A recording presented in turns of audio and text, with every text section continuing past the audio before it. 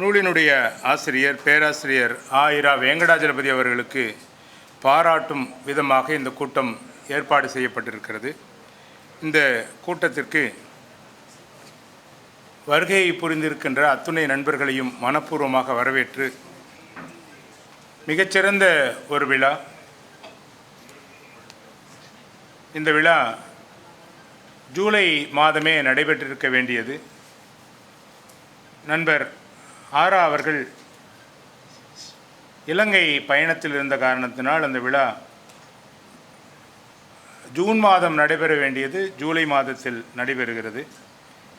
இந்த சுதேசி ஸ்ட்ரீம் என்ற ஒரு நல்ல நூலை அறிமுகப்படுத்துவது இந்த விழாவினுடைய நோக்கம். விருந்தினர் போற்றுதும் விருந்தினர் போற்றுதும். இன்றைய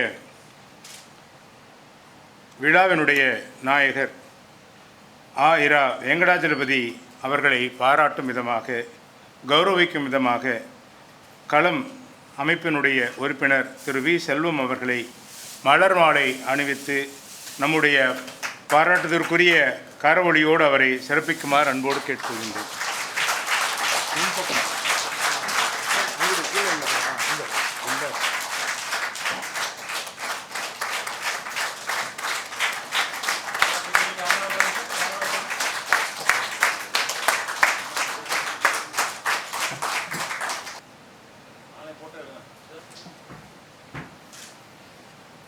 அன்பாளர் சேதுராமன் அவர்களை பாராட்டுக்குரியவர்.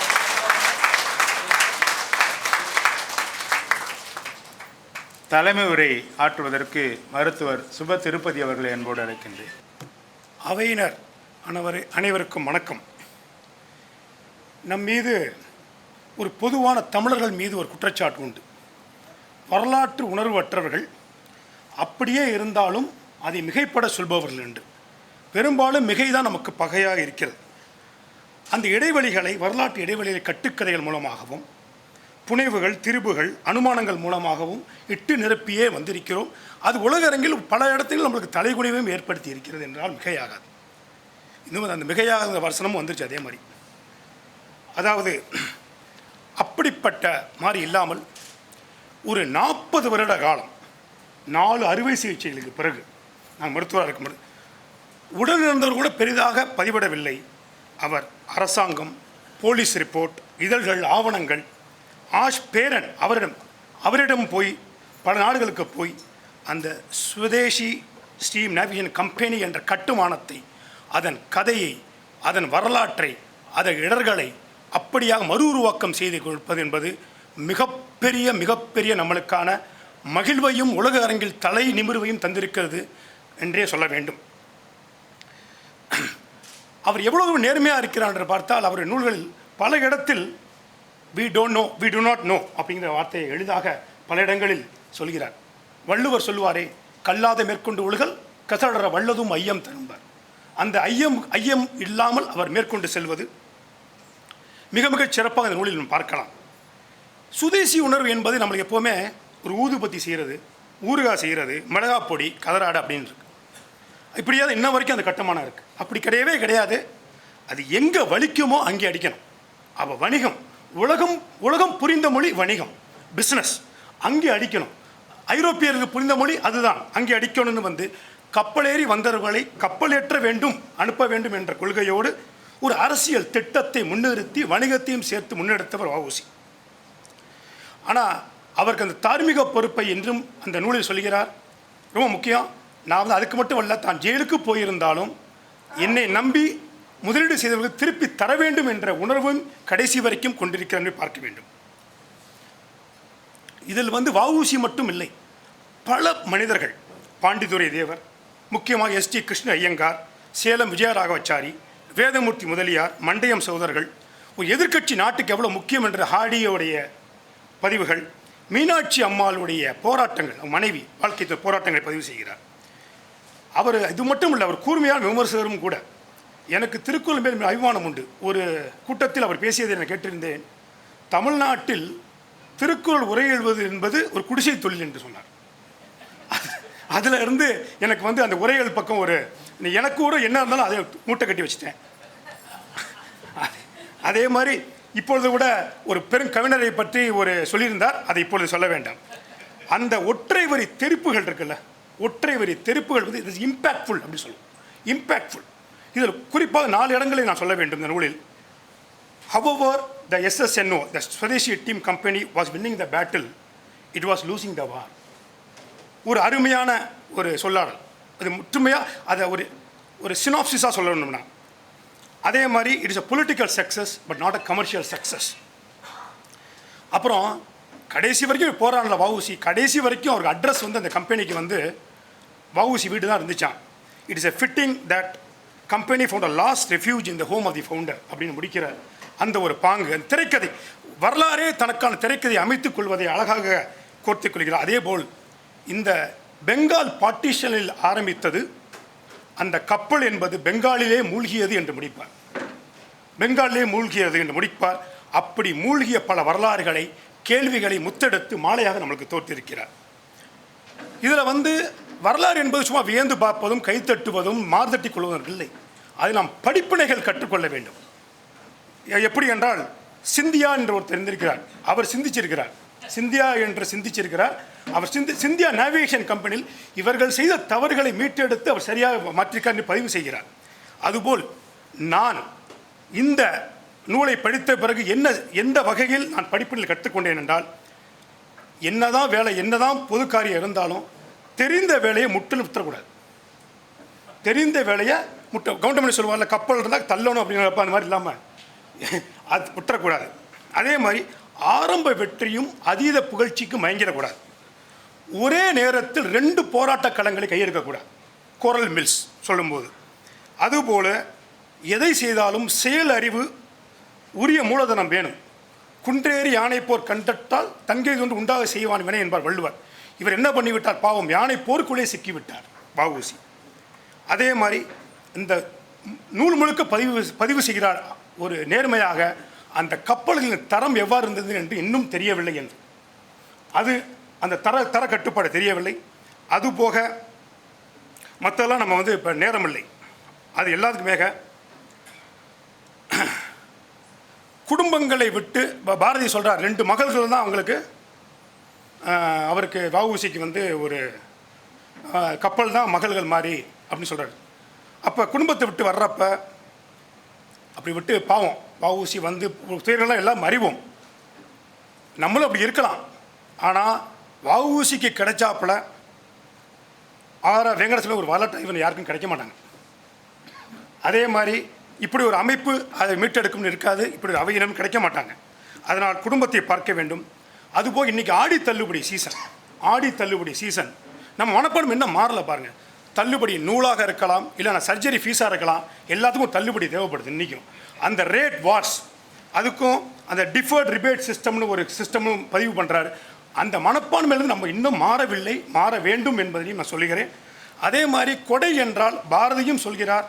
ஏன்னா கொடையினா ஒரு கோயிலுக்கு கொடுக்கறது, மடத்துக்கு கொடுக்கறது, சத்திரத்துக்கு கொடுக்கறதுலாம் கிடையாது.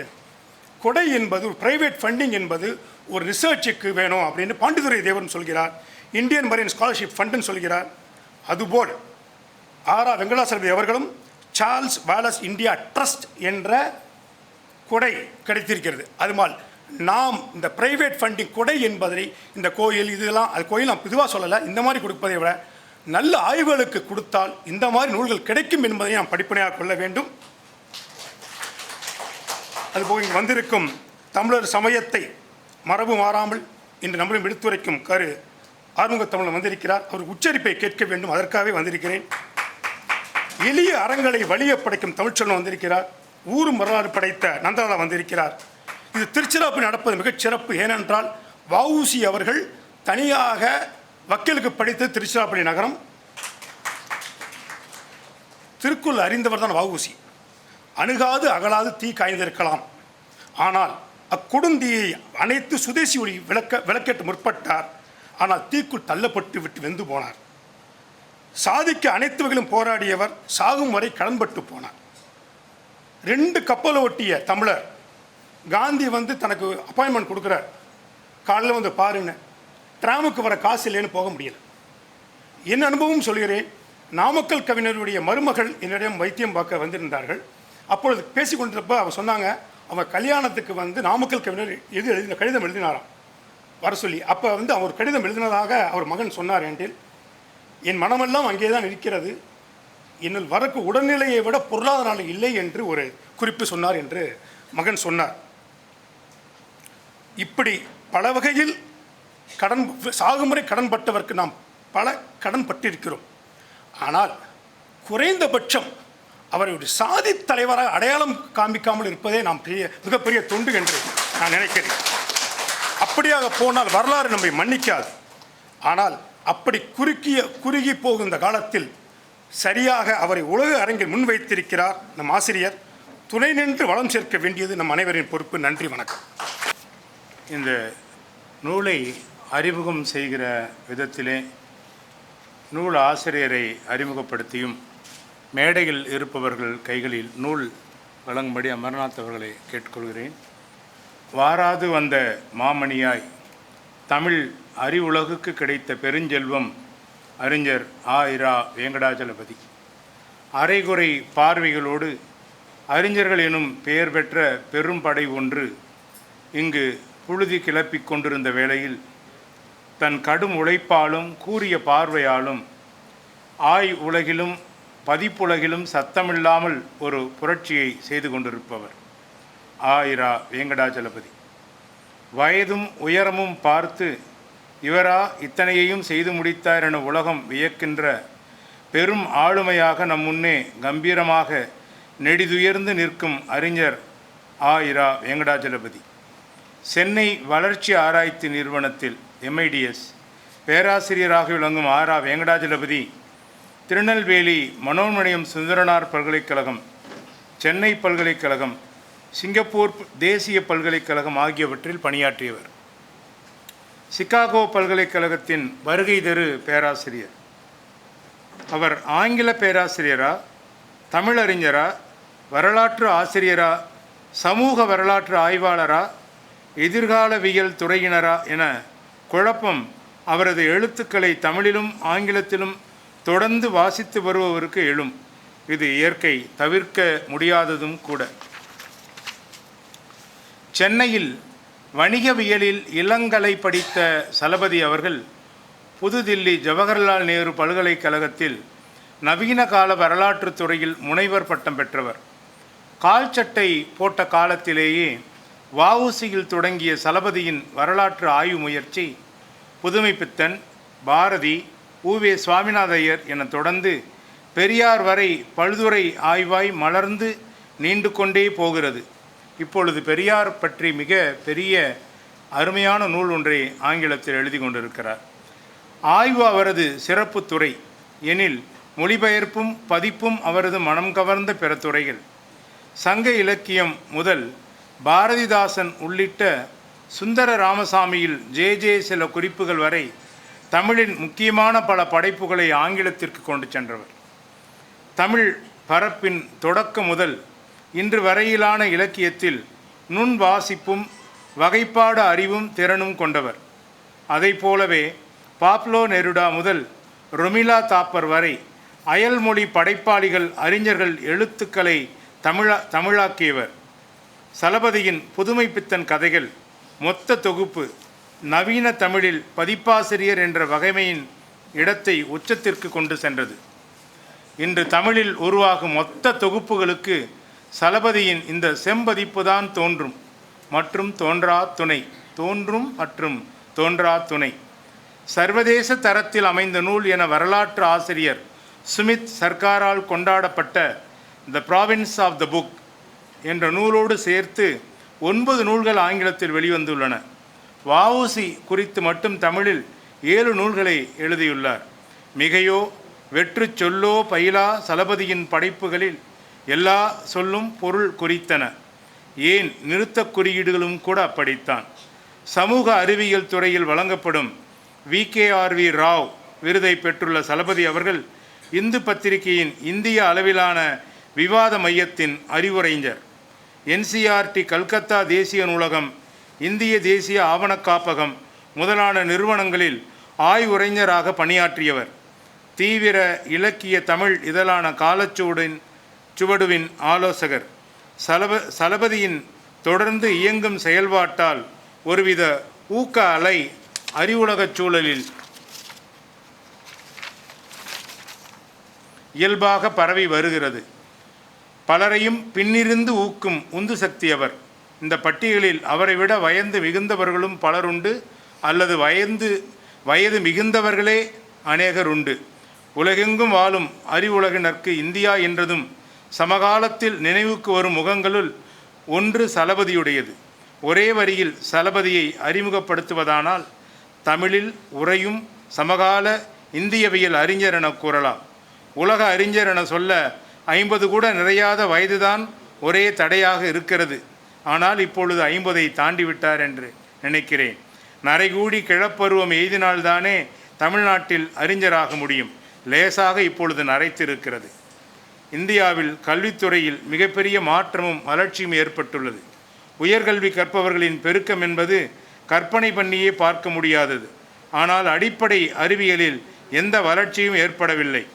ஒரு காலத்தில் அறிவியல் துறையில் இந்தியாவிலிருந்து வெளிநாடுகளுக்கு வேலைக்கு போனவர்கள் அடிப்படை அறிவியல் வலுவாக இருந்தால்தான் வேலைக்கு தேர்ந்தெடுக்கப்பட்டார்.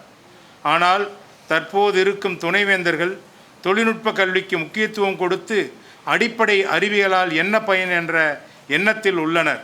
அடிப்படை அறிவியல் இல்லாமல் எதுவும் இல்லை என்பது அவர்களுக்கு தெரியவில்லை, விளங்கவும் இல்லை. இப்போது நாம் விதை நெல்லை சாப்பிட்டு கொண்டிருக்கிறோம். அது தீர்ந்த பின்தான் எவ்வளவு பெரிய செல்வத்தை விட்டுவிட்டோம் என்று புரிய தொடங்கும். தொழில்நுட்பத் துறையில் மட்டுமே நாம் வளர்ந்து கொண்டிருக்கிறோம். இத்தகைய ஆய்வுப் பணியினை குறித்து ஒரே வார்த்தையில் சொல்வதென்றால், நான் தொடர்ந்து ஒரே ஆய்வையை செய்து வருகிறேன். தமிழர்கள் நவீன சமூகமாக மாறும் காலகட்டம்தான் என்னுடைய பிராந்தியம். கிட்டத்தட்ட இப்படி தொடர்ந்து சொல்லிக்கொண்டே போகக்கூடிய மிகச்சிறந்த மனிதராகிய நம்முடைய வெங்கடாஜலபதி அவர்கள் அந்த காலத்தில் காப்பி இல்லை, நாவலும் வாசிப்பும், புதுமைப்பித்தன் கதைகள், புதுமைப்பித்தன் மொழிபெயர்ப்புகள், முச்சந்தி இலக்கியம், வஉசியின் கடிதங்கள், வஉசியின் பாரதியும், பாரதி விஜயா கட்டுரைகள், பாரதியின் கருத்து படங்கள், வஉசியும் திருநெல்வேலி எழுச்சியும், சிவசுப்பிரமணியனுடன் இணைந்து பின்னியாலை வேலை நிறுத்தம், திராவிட இயக்கமும் நிறுத்தம், வஉசியின் சிவஞான போத உரை, ஏகே செட்டியார் அண்ணல் அடிச்சுவட்டில்.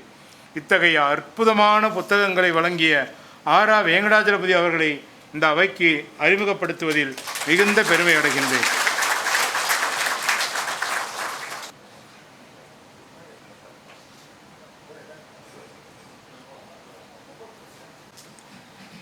மிகச்சிறந்த பாராட்டுரை கவிஞர் நந்தலாலா அவர்களே, மிகுந்த மகிழ்ச்சி.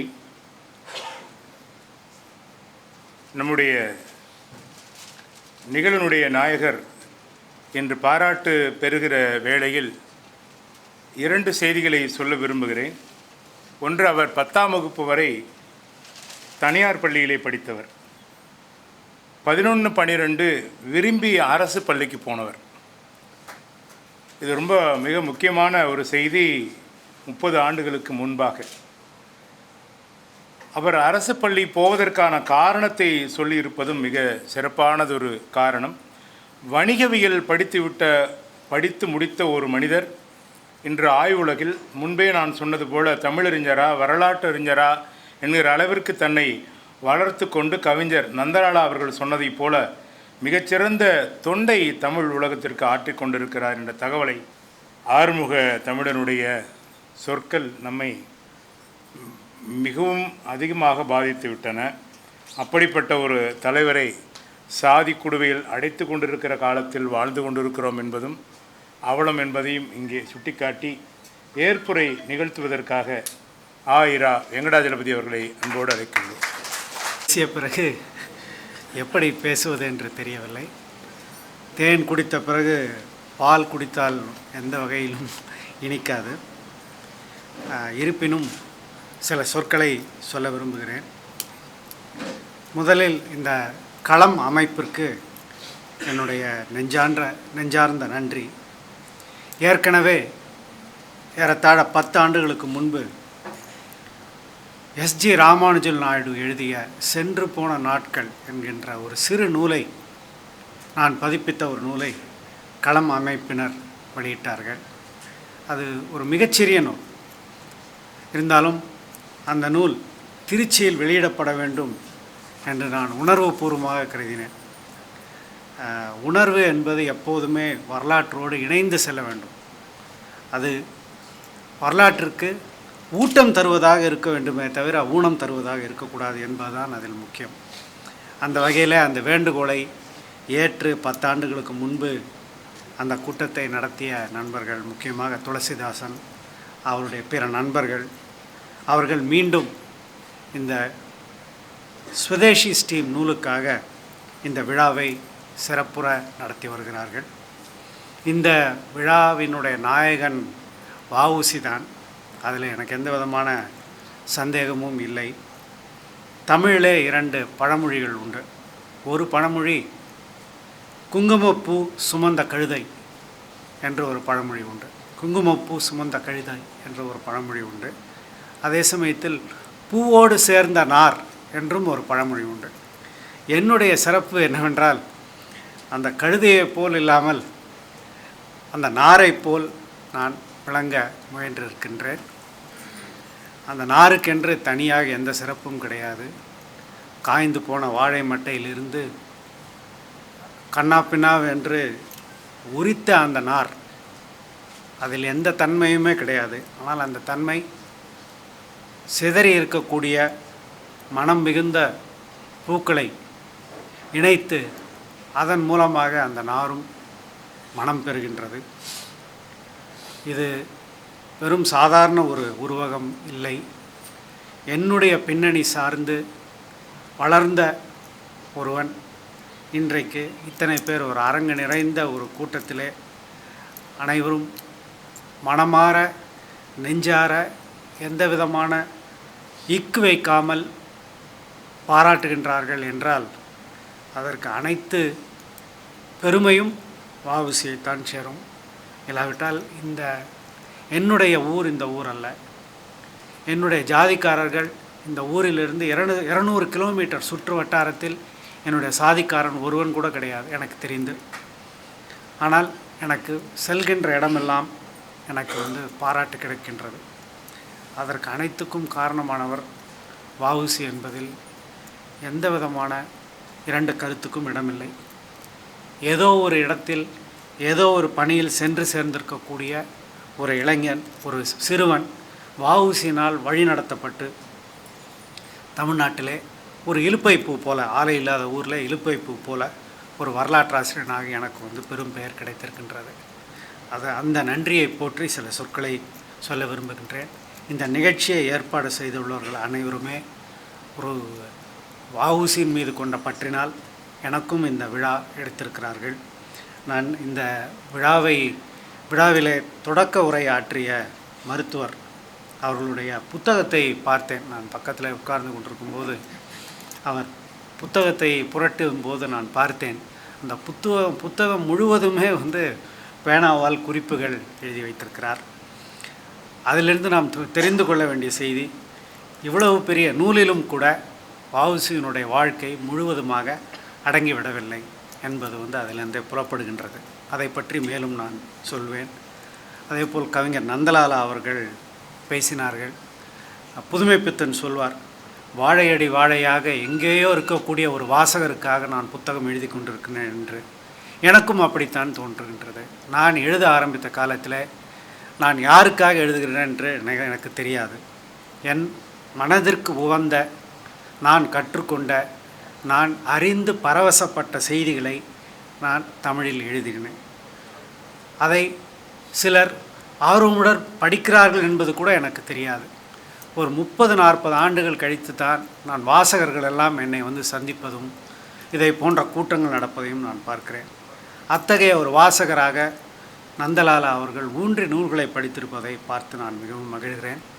தமிழ்ச்செல்வன் அவர்களை பற்றி நான் சொல்ல வேண்டியதில்லை. நாங்கள் எல்லாம் திருநெல்வேலியில் இருந்த அந்த மகிழ்ச்சியான நாட்கள், அது சென்ற நூற்றாண்டைச் சேர்ந்த நாட்கள். கடுமையாக விவாதித்திருக்கிறோம், சண்டை போட்டிருக்கிறோம். ஆனால் எப்போதுமே ஒருவர் மீது ஒருவர் அன்பு கொண்டிருக்கிறோம். அந்த அன்பின் பார்ப்பட்டு அவர் பேசிய சொற்களுக்கெல்லாம் நன்றி தெரிவித்துக் கொள்கிறேன். எனக்கு கிடைத்த இன்னும் ஒரு மிக பெரும் பேர், வஉசியால் கிடைத்த பேர். நான் சொன்னேன் அல்லவா, நான் தமிழ்நாடு முழுக்க, இந்தியா முழுக்க, உலகம் முழுவதும் வஉசியை அடியொற்றி பயணம் செய்திருக்கிறேன். சென்ற இடங்களிலெல்லாம் நான் ஒரு மாணவராகத்தான் முதலில் தூத்துக்குடிக்கு சென்றேன். எனக்கு எந்த வருமானமும் கிடையாது. அம்மா அப்பா கொடுத்த காசை வைத்து தான் நான் பயணம் செய்தேன். சென்ற இடங்களிலெல்லாம் எனக்கு தங்குவதற்கு இடம் கொடுத்த நண்பர்கள் இருந்திருக்கிறார்கள். எனக்கு உணவூட்டக்கூடிய அந்த நண்பர்களுடைய குடும்பத்தினர் இருந்திருக்கிறார்கள். மிக எளிய குடில்களில் எனக்கு ராஜோபச்சாரம் செய்த நண்பர்கள் இருந்திருக்கிறார்கள். அவர்கள் எல்லாம் செய்த உதவி வஉசி என்கின்ற ஒரு மிக பெரும் ஆளுமைக்கு, தமிழ்நாடு சரிவர நன்றி பாராட்டாத ஒரு தலைவருக்கு எனக்கு விருந்தோம்பல் செய்வதன் மூலமாக அவர்கள் தங்களுடைய காணிக்கையை செலுத்தினார்கள் என்று தான் நான் கருதுகிறேன். அவ்வாறு நான் சென்று தங்கிய எத்தனையோ நண்பர்கள் யாருமே என்னுடைய சாதிக்காரர்கள் அல்ல. இன்றைக்கு வஉசியை ஒரு சாதி சிமிழுக்குள் போட்டு அடக்கும்போது எனக்கு இதுதான் தோன்றுகின்றது. இத்தகைய ஒரு அரிய வாய்ப்புகள், கல்வி வாய்ப்புகள் நான் பார்க்கிறேன். எனக்கு கிடைத்ததை போன்ற நண்பர்கள், அறிஞர்கள் யாருக்குமே கிடைத்திருக்க மாட்டார்கள். எங்கள் மேடையில் பேசிய ஆறுமுக தமிழன் சில சமயங்களில் நான் எண்ணுவதொன்று, நான் புத்தகம் எழுதுவதே எதற்காக என்றால், இந்த நூலை படித்து ஆறுமுகம் போன்றவர்கள் என்ன வார்த்தைகள் சொல்வார்கள் என்பதை கேட்பதற்காகவே இந்த புத்தகம் எழுதுகிறேனோ என்று தோன்றும். இந்த வஉசியும் காந்தியும் என்கின்ற இந்த நூலை எழுதி வெளியிட்ட பிறகு நண்பர் ஆறுமுகம் ஒரு பதிவை போட்டார். அந்த பதிவை படிக்கும்போது இது என்னுடைய நூலை பற்றித்தான் அவர் எழுதியிருக்கிறாரா என்று ஐயம் ஏற்படக்கூடிய அளவிற்கு மிகவும் நெகிழக்கூடிய வகையில் அவர் ஒரு பதிவை போட்டிருந்தார். அதே போல் நேற்று அந்த புத்தகத்தை படித்து முடித்துவிட்டு அதன் பிறகு ஒரு பதிவை போட்டிருக்கிறார். எவ்வாறு உங்கள் முன் விக்கித்து நின்றாரோ அதே போலத்தான் தொலைபேசியிலே என்னிடம் விக்கித்து நின்றார். இதைப்போல் பல அனுபவங்கள் உண்டு. நான் பெயர் சொல்ல விரும்பவில்லை, பெயர் சொல்வது சரியாக இருக்காது. தமிழ்ச்செல்வனுக்கு தெரியும். எனக்கு எதிராக பெரும் கூட்டத்தை போட்ட ஒரு நண்பர் ஒரு மாதத்திற்கு முன்பு எனக்கு தொலைபேசியில் பேசினார். அவருக்கு ஒரு 80 வயதாக இருக்கும். அவர் தொலைபேசியில் அழைப்பதே எனக்கு வியப்பாக இருந்தது. ஏனென்றால் எங்களுடைய உறவெல்லாம் முறிந்து சண்டை போட்டு பல காலம் ஆகின்றது. ஆனால் அவர் திடீரென்று பேசினார். உங்கள் புத்தகத்தை படித்தேன் என்றார். கடைசி அத்தியாயத்தை இப்போது தான் படித்து முடித்தேன் என்று சொன்னவர் அப்படியே அவருடைய தொண்டை அடைத்து கொண்டது. அதன் பிறகு தேம்பி அழ ஆரம்பித்து விட்டார். உண்மையிலேயே ஒரு 82 வயது முதியவர் கட்டுக்கடங்காத உணர்ச்சி பெருக்கிலே தேம்பி அழுவதை கேட்கும்போது எனக்கே பெரிய நிகழ்ச்சியாக இருந்தது. அதெல்லாம் என்னவென்றால் வஉசி கிடைத்த பெருமை தான். வஉசிக்கு தமிழ்நாட்டிலே தியாகம் என்றால், தன்னலமற்ற தன்மை என்றால் அதற்கு ஒரு உருவகமாக இருக்கக்கூடியவர் வஉசி தான். அந்த கதையை பதிவு செய்ய வேண்டும். அந்த கதை சரியாக எழுதப்படவில்லை என்கின்ற ஒரு ஆறாத குறை எனக்கு உண்டு. மாப்போசி அவர்கள், சிலம்பு செல்வர் மாப்போசி கப்பலோட்டிய தமிழன் என்ற புத்தகத்தை எழுதியதோடு மட்டுமல்லாமல் தமிழ்நாடு முழுவதும் அவருடைய புகழை பரப்பினார். அந்த நூலின் அடிப்படையில் தான் 1961 சிவாஜி கணேசன் நடித்து கப்பலோட்டி தமிழன் என்ற ஒரு படம் வந்தது. அந்த படத்தின் மூலமாக, அந்த படம் இந்த கப்பல் கம்பெனியைப் போலவே அந்த படமும் தோல்வி அடைந்தது. ஆனாலும் கூட அந்த படம் தமிழர்களுடைய மனங்களிலே வஉசியினுடைய புகழை நிலைநிறுத்தியது. ஆனால் அந்த புகழை தாண்டி முழு கதையை நாம் சொல்ல வேண்டும் என்கின்ற ஒரு வேட்கை இருந்தது. அந்த வேட்கையை நிறைவேற்றும் முகத்தான் தான் நான் இந்த முயற்சியில் ஈடுபட்டேன். இந்த கப்பலோட்டிய தமிழன் எனக்கு ஒரு வகையிலே உணர்ச்சி ஊட்டினாலும் கூட ஒரு வகையில் அந்த திரைப்படமே ஒரு தடையாகவும் இருந்தது. 1985 ஆண்டிலிருந்து பல்வேறு நபர்களை வஉசியின் வாழ்க்கையோடு தொடர்புடையவர்களுடைய குடும்பத்தினரை எல்லாம் சந்தித்து பார்த்தபோது எனக்கு பெரிய இடைஞ்சலாக இருந்தது கப்பலோட்டி தமிழன் படம். காரணம் என்னவென்றால், அவர்கள் எந்த கேள்வியை கேட்டாலும் அந்த திரைப்படத்தினுடைய திரைக்கதையை சொல்ல ஆரம்பித்து விடுவார்கள். ஆகவே சில காலம் அத்தகைய வாய்மொழி வரலாற்றை நான் அடியொற்றாமல் ஆவணங்களை மட்டுமே தேடிக்கொண்டு சென்றேன். அது ஒரு வகையில் பலன் தந்தது. அப்படித்தான் எனக்கு ஒரு கேள்வி இருந்தது. ஒரு கப்பலை எப்படி வாங்குவார்கள்? நம்ம கடையில் போய் எப்படி ஒரு இட்லியை வாங்கலாம், ஒரு காப்பியை வாங்கலாம் நமக்கு தெரியும். ஒரு கப்பலை எப்படி வாங்குவோம்? கப்பலினுடைய விலை என்னவாக இருக்கும்? இன்றைக்கு 2024ஆம் ஆண்டில் ஒரு கப்பல் வேண்டுமென்றால் நான் உங்களிடம் 1000 கோடி ரூபாய் கொடுக்குறேன். நீங்கள் எப்படி கப்பல் வாங்குவீர்கள்? Amazon.comல போய் நீங்கள் இது வேண்டுகை தர முடியுமா? அடுத்த புதன்கிழமைக்குள் எனக்கு ஒரு கப்பலை என் வீட்டில் 3லிருந்து 5 மணி வரை நான் வீட்டில் இருப்பேன், எனக்கு கப்பலை கொண்டு வந்து தாருங்கள் என்று சொல்ல முடியுமா? 2024 ஒரு கப்பலை எப்படி வாங்குவது என்று நமக்கு யாருக்குமே தெரியாது. ஆனால் 1907ஆம் ஆண்டிலே இந்தியாவினுடைய தென்முனையில் இருக்கக்கூடிய ஒரு எளிய வழக்குரைஞர் ஒரு கப்பல் அல்ல 2 கப்பல் வாங்கியிருக்கிறார். அவன் மணி ஆர்டர் அனுப்பிச்ச பணம் திரும்பி வந்துடுது. அந்த லட்சணத்தில் தான் நம்முடைய அறிவு, உலகியல் அறிவு இருக்குது. அவர் எப்படி இதை செய்தார் என்கின்ற கேள்வி என் மனதுக்குள் எழுந்தது. அது மட்டுமல்ல, நான் பல இடங்களில் மாணவர்களிடம் பேசும்போது நான் கேட்பதுண்டு. லிமிட்டெட் என்கின்ற பின்னொட்டோடு கம்பெனிகளுடைய பெயர் இருப்பதை எல்லாரும் பார்த்திருப்பார்கள். இந்த லிமிட்டெட் என்ற சொல்லுக்கு என்ன பொருள் என்பதை ஏறத்தாழ தமிழ்நாட்டிலே எந்த மாணவரிடமும் நான் கேட்டு தெரிந்து கொள்ள முடிந்ததில்லை. அவர்களுக்கு தெரியாது. அதாவது வரையறுக்கப்பட்ட லயபிலிட்டி இருக்கக்கூடிய ஒரு முதலீடு. அது எவ்வளவு பெரிய புரட்சி என்பது பலர் அறியாதது. உலக முதலாளித்துவம் வளர்ந்ததற்கு அடிப்படையான காரணங்களில் ஒன்று 17ஆம் நூற்றாண்டிலே டச் நாட்டிலே, இந்த நெதர்லாண்ட்ஸிலே ஜாயின்ட் ஸ்டாக் கம்பெனி என்கின்ற ஒரு புதிய முறை உருவாகின்றது. நீங்கள் அதற்கு முன்பு வரை நீங்கள் ஒரு தொழில் தொடங்கினால் அந்த தொழிலுக்கு உங்களுடைய மொத்த சொத்தும் உங்களுடைய குடும்பத்தினுடைய மொத்த சொத்தையும் நீங்கள் பணயம் வைக்க வேண்டும். அதை மாற்றி நீங்கள் வாங்குகின்ற பங்குக்குரிய அந்த தொகை மட்டுமே ஒரு ரிஸ்காக முன்வைத்து தொடங்கப்படுவது தான் லிமிடெட் கம்பெனி. இந்த கருத்தை 2024 விளக்க வேண்டியிருக்கின்றது. ஆனால் 1906ஆம் ஆண்டிலே வ.உ.சி. இந்த கருத்தை மக்களிடம் கொண்டு சென்றிருக்கிறார். தமிழில் பேசி இது என்ன, இந்த கருத்து என்ன, பங்கு என்றால் என்ன, ஷேர் என்றால் என்ன, பங்கு விகிதம் என்றால் என்ன, முதலீடு என்றால் என்ன, ஆத்தரைஸ்ட் கேபிட்டல் என்றால் என்ன, பெய்டப் கேபிட்டல் என்றால் என்ன என்பதையெல்லாம் மக்களுக்கு விளக்கி பேசி அவர்களுடைய சுதேசிய உணர்ச்சியையும் தூண்டிவிட்டு அதே சமயத்தில் மக்களிடமிருந்து பணம் திரட்டி இருக்கிறார். அப்படித்தான் இந்த கப்பல் கம்பெனியை தொடங்கினார். அதன் பிறகு இந்த கப்பல் கம்பெனி எப்படி நடத்துவது இன்றைக்கு வரைக்கும் நம்மளால் நாம் பார்க்குறோம். நம்முடைய நிறுவனங்களையெல்லாம் நாம் பார்க்குறோம். நிறுவனங்களெல்லாம் பெரும்பாலான நிறுவனங்கள் ஒரு தொழில் முறையில், அதாவது வியாபார முறையில் நடத்தப்படுகின்றன. ப்ரொஃபஷ்னலாக நடத்தப்படக்கூடிய நிறுவனங்கள்லாம் எத்தனை இருக்க முடியும்? இப்போது மளிகை கடை வைக்க வேண்டியவர்களெல்லாம் இன்றைக்கு பல்கலைக்கழகம் நடத்தி கொண்டிருக்கிறார்கள். சாராய வியாபாரிகள் அதைவிட அதிகமான லாபம் கிடைக்கும் என்று பல்கலைக்கழகங்களை தொடங்கி கொண்டிருக்கிறார்கள். கல்வித்தந்தைகள் இப்படித்தான் உருவாக்கி கொண்டிருக்கிறார்கள். அதெல்லாம் எப்படி தொழில் முறையில் நடக்கின்றதா, அதாவது ப்ரொஃபஷ்னலாக நடக்குதா? எனக்கு தெரிஞ்ச ஒரு பல்கலைக்கழகத்துக்கு வேந்தருக்கு அடுத்து 4 இணைவேந்தர்கள் இருக்கிறார்கள். அதற்கு என்ன காரணம் தெரியுமா?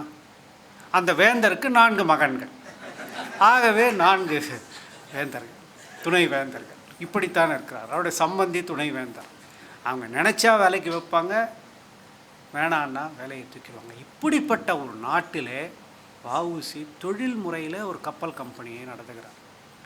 அதற்கான ஒரு புறம் அரசியல் சித்தாந்தம், சுதேசிய இயக்க கருத்துக்களை பரப்புதல், தமிழிலே சொற்பொழிவாற்றி மக்களிடையே சொற்பொழிவாற்றி அரங்கங்களிலிருந்து அரசியலை தெருவுக்கு எடுத்து பேசுகிறார். மக்களிடையே உணர்ச்சி ஊட்டுகிறார். ஒரு செய்தி மட்டும் சொல்கிறேன். அவருடைய வழக்கிலே பேசக்கூடிய சாட்சி அளித்த எதிர்த்தரப்பினர் சொல்கிறார்கள், வெள்ளைக்காரர்கள் தான் வரிசையாக சாட்சி சொல்கிறாங்க. அதில் சொல்கிறாங்க, நாங்கள் அதுக்கு முன்னாடி வரைக்கும் போனால் எங்களை பார்த்து சலாம் அடிப்பாங்க, இப்போ தெருவில் போனால், நடந்து போனால் சிறுவர்கள் சிறுமியர் எல்லாம் என்னை பார்த்து வந்தே மாதரம் என்று கோஷம் எடுக்கிறார்கள். முதல்ல நாங்கள் சைக்கிளில் போகும்போது எல்லாரும் வழி விட்டுட்டு இருந்தாங்க. இந்த வஉசி பேச ஆரம்பித்ததுலேருந்து என்ன ஆச்சுன்னா, ஜட்கா வண்டிக்காரன் வேணும்னு எனக்கு முன்னாடி கட் கொடுக்குறான், மறித்து போகிறான் அப்படின்னு எல்லாருக்கும் துளிர்த்து போச்சு அப்படின்னு சொல்கிறாங்க. வெள்ளையர்கள் பயந்து போய் ஒவ்வொரு நாளும் தூத்துக்குடி துறைமுகத்தில் கப்பலிலே சென்று போய் தூங்கினார்கள். எப்போதுமே வன்முறையை வஉசி தூண்டவில்லை, அது வேறு விஷயம். ஆனால் அந்த அச்சத்தை நெஞ்சு பொறுக்குதலையே என்று நம்மவர்கள் இந்தியர்கள் வெள்ளைக்காரனை பார்த்து காக்கி உடை அணிந்த தபால் ஊழியர் தமிழ்ச்செல்வன் 100 வருஷத்துக்கு முன்னாடி போயிருந்தாருன்னு அவரை பார்த்து பயந்துருப்பாங்க. அப்படி இருந்த ஒரு காலத்திலே வெள்ளைக்காரர்கள் இந்தியர்களை பார்த்து பயப்பட வைத்தார்கள். வஉசி நேருக்கு நேர் ஆஷுடன் விவாதம் நடத்தினார். அந்த கோரல் ஆலை வேலை நிறுத்தத்திலே ஆஷுடன் சரிக்கு சமமாக அவர் பேச்சுவார்த்தை நடத்தினார். அதே போல் ஏற்கனவே நண்பர்கள் சுட்டி காட்டியதை போல் இந்த பாரதியார் எழுதிய பாடல் இருக்கின்றதல்லவா, என்ன பாடல், இந்த விஞ்சு பாடல் இருக்கும் இல்லையா, சொந்த நாட்டிலே பரர் கடிமை செய்தே துஞ்சிடுவோம் இனி அஞ்சிடுவோம், அந்த பாடல் இருக்கின்றதல்லவா. அந்த விவாதம் என்பது உண்மையிலே உண்மையில் நடந்தது.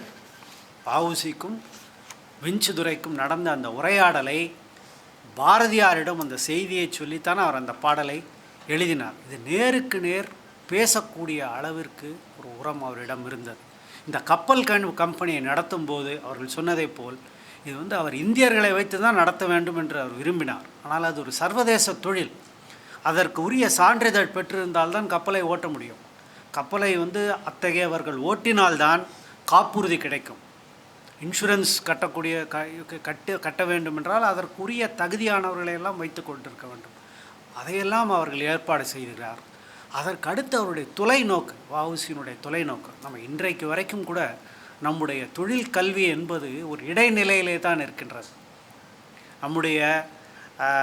நாம் அடிப்படை அறிவியல் ஆய்வுகளிலே இந்தியாவில் இன்றைக்கு வரைக்கும் கூட Indian institute of science, Tata institute of fundamental research போன்ற 1-2 நிறுவனங்களில் தான் நாம் அடிப்படை அறிவியல் பாடங்களை எல்லாம் ஆராய்ச்சி செய்து கொண்டிருக்கிறோம். மற்றதெல்லாம் அறிவியல் என்ற பெயரிலே தொழில்நுட்ப கல்லூரி தான் நடந்து கொண்டிருக்கின்றது. இந்த முதல் நிலைக்கு செல்லவில்லை. வஉசி என்ன சொல்கிறாருன்னா, அப்போவே சொல்கிறாரு, நம்ம கப்பல் மாத்திரம் ஓட்ட போகிறதில்ல, கப்பல் தொழிலில் இந்தியர்களுக்கு பயிற்சி அளிக்கப் போகிறேன். அதோடு மட்டுமல்லாமல் அதற்காக தனி நிறுவனங்களை ஏற்படுத்த போகிறேன் அப்படின்னு சொல்கிறார். அதை பார்த்திங்கன்னா அவர் சொன்னது 2007ஆம் ஆண்டு 100 வருஷம் கழித்து தான் இந்தியாவில் இந்தியன் மேரிடைம் யூனிவர்சிட்டி என்று இந்திய கடல்சார் பல்கலைக்கழகம் தொடங்குவதற்கு 100 வருஷம் ஆச்சு. வஉசி அப்படி கனவு கண்டிருக்கார். இது எப்படி, இந்த கேள்வி தமிழ்ச்செல்வன் ரொம்ப நாளாக கேட்டுட்ருக்கார். இந்த மாதிரி கேள்விக்கெல்லாம் என்றைக்குமே விடை சொல்ல முடியாது. அந்த தருணத்தில் எப்படி அவருக்கு மட்டும் அந்த எண்ணம் தோன்றியது, எவ்வாறு தொலைநோக்குள்ள கருத்துகள் தோன்றின, எப்படி பெரிய பெரிய கனவுகளை கண்டார் என்பதெல்லாம் நமக்கு இதெல்லாம் விளக்க முடியாது. அவராலே, வஉசியாலே கூட விளக்க முடியாது. ஏதோ ஒரு தருணத்திலே அந்த ஒரு மாய தருணம் இருக்கின்றது அல்லவா, அந்த சூழல்கள், சுதேசி இயக்கம் எழுச்சி பெற்று வரக்கூடிய சூழல், அதில் கருத்துகள் முகிழ்த்து வரக்கூடிய நிலை, உணர்ச்சி நிலை, அந்த நிலையில் ஏதோ ஒன்று ஒரு குறிப்பிட்ட தருணத்தில் அந்த இடத்தில் அந்த தலைவர் இருந்து அந்த தலைவர் அதை கையில் எடுக்கிறார். இதை பதிவு செய்ய வேண்டும் என்பதுதான் என்னுடைய நோக்கமாக இருந்தது. இதை தேடித்தான் நான் சென்றேன். அப்படித்தான் இது எல்லாமே ஒரு வகையில் ஒரு ஒரு திடீரென்று தோன்றியது தான். லாயட்ஸ் ரெஜிஸ்டர் ஆஃப் ஷிப்பிங் என்று ஒன்று இருப்பதாக எனக்கு தெரியவே தெரியாது. ஆனால் கல்லூரியில் படித்து கொண்டிருக்கும் போது எங்கேயோ ஒரு முறை எனக்கு அப்படி ஒரு லாயட்ஸ் என்ற பேர் அடிப்பட்டது. உடனடியாக என் பக்கத்து வீட்டில் இருக்கக்கூடியவருடைய தந்தையார் இன்சூரன்ஸ் கம்பெனியில் வேலை பண்ணிகிட்டு இருந்தார். அவர்கிட்ட நான் போய் கேட்டேன், இந்த லாயட்ஸ்னு ஒரு கம்பெனி இருக்காமல் அதை பற்றி ஏதாவது தெரியுமான்னு. ஒரு 2 நாளில், இன்னும் ஒரு 5 நிமிடங்கள், உடனே அவரிடம் அவர் முகவரி கொடுத்தார். உடனடியாக அவர் கடிதம் போட்டேன். நான் அந்த காலத்தில் அதுக்காக ஒரு லெட்டர் அடித்து வச்சுருந்தேன். நான் கல்லூரியில் படிக்கக்கூடிய மாணவன், ஆனால் நண்பர்கள் 2 பேர் இருந்ததுனால, மேத்தூர் ராசுகுமாரும் விடியல் வேணுகோபாலும் இருந்ததுனால அவங்க ஒரு லெட்டர் அடித்து கொடுத்தாங்க. பெரிய லெட்டர், லெட்டர் பேட் கட்சி மாதிரி நான் ஒரு லெட்டர் பேட் அமைப்பு வச்சுருந்தேன். Research project VO Chidambaram Pillai அப்படின்னு போட்டு கீழே தமிழில் வஉசி ஆய்வு திட்டம் என்று போட்டு என்னை நானே அந்த ப்ராஜெக்டிற்கு இயக்குனராக அமர்த்தி கொண்டு, அப்புறம் எங்கள் வீட்டில் வந்து அப்போ ஃபோன் இருந்தது. தொலைபேசி அன்றைக்கு இருப்பது என்பது வந்து ஒரு பெரிய விஷயம். இந்த தொலைபேசி எண்ணை போட்டு அதில் தான் வந்து கடிதங்களை டைப் அடித்து அனுப்புவோம். டைப் அடிக்கிறதுக்கு ₹1, அது ₹1.25 மாறி போச்சு.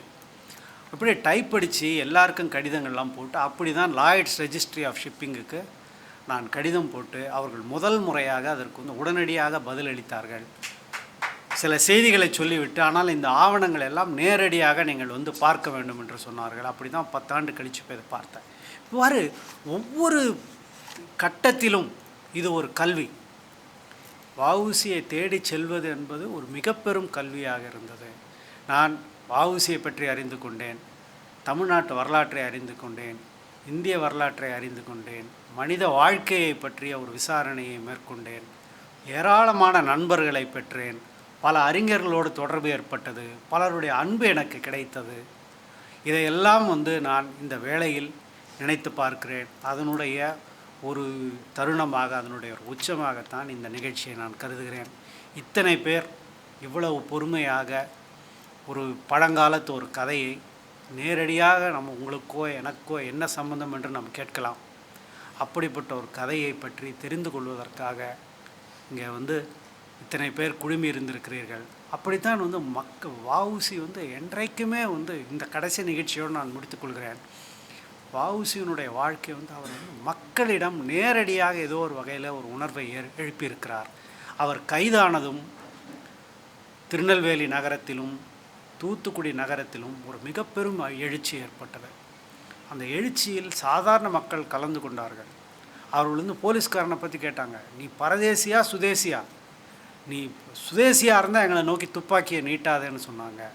போலீஸ் ஸ்டேஷனில் போய் எட்வர்ட் மன்னருடைய படத்தை கீழே இறக்கி உடைத்தார்கள். அங்கே இருக்கக்கூடிய அரசு சொத்துக்களை நாசம் செய்தார்கள். இதனால தான் வந்து நம்ம சொல்கிறோம் வஉசிக்கு தண்டனை கொடுத்தாங்கன்னா, வஉசிக்கு மட்டும் தண்டனை கொடுக்கல, வஉசிக்கு ஆதரவாக இருந்த அனைத்து மக்களுக்கும் தண்டனை கொடுத்தார்கள். பியூனிட்டிவ் போலீஸ் என்கின்ற தண்ட போலீஸ் என்கின்ற ஒரு படையை 6 மாதம் அங்கே நிறுத்தி அந்த தண்ட காவல் படைக்கு ஆனால் முழு செலவையும் அந்த மக்களின் மீதே சுமத்தினார்கள். இதை தான் வந்து அந்த வஉசியும் திருநெல்வேலி எழுச்சியும் என்கின்ற அந்த நூலிலே கூட இந்த கதையை நான் எழுதியிருக்கிறேன். இது அவர்கள் வஉசியை மட்டும் தண்டிக்கவில்லை, வஉசிக்கு ஆதரவாக இருந்த மக்களையும் தண்டித்திருக்கிறார்கள். ஆகவே தலைவனை பிரிந்து மக்கள் இருக்க முடியாது, மக்கள் வந்து தலைவன் இல்லாமல் மக்கள் இருக்க முடியாது.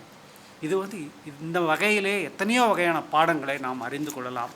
நான் என்னுடைய சக்திக்கு உட்பட்ட, என்னுடைய ஆற்றலுக்கு உட்பட்ட பல செய்திகளை நான் வந்து வஉசியின் வாழ்க்கையின் மூலமாக நான் கற்றுக்கொண்டேன். இந்த வாய்ப்பை பயன்படுத்தி கொண்டு இந்த நிகழ்ச்சியை நடத்தியவர்களுக்கு மட்டுமல்லாமல் இந்த நூலையும் வஉசி பற்றி என்னுடைய ஆய்வையும் மேற்கொள்வதற்காக உதவி செய்த எண்ணற்ற நண்பர்கள், அன்பர்கள், நூலகர்கள், நூலக ஊழியர்கள் அனைவருக்கும் என்னுடைய நன்றியை தெரிவித்துக் கொள்கிறேன். எல்லோருடைய பெயரையும் தனித்து சுட்டுவது என்பது சாத்தியமல்ல. ஆனால் அவர்கள் அனைவரையும் நான் நெஞ்சார நினைத்து கொள்கிறேன். இந்த வாய்ப்பிற்கு நன்றி கூறி விடைபெறுகிறேன். நண்பர்களே, நன்றியுரை சொல்லும் வரை இந்த அரங்கத்தில் இருப்பவர்கள் அமர்ந்திருந்தால் இந்த கூட்டத்திற்கு மரியாதை சேர்க்கும் என்று நம்புகிறேன். 2 நபர்களை பாராட்ட விரும்புகிறோம். ஒன்று, தொடங்கிய நாளிலிருந்து எங்களோடு உடன் இருக்கும் அன்பு தங்கை சுதா அவர்களுக்கு இன்று இனிய பிறந்த நாள். அவரை வாழ்த்தி அவருக்கு நண்பர் ஆரா வெங்கடாஜலபதி அவர்கள் இந்த பூங்கொத்தை தரும்படி அன்போடு கேட்டுக்கொள்கிறேன்.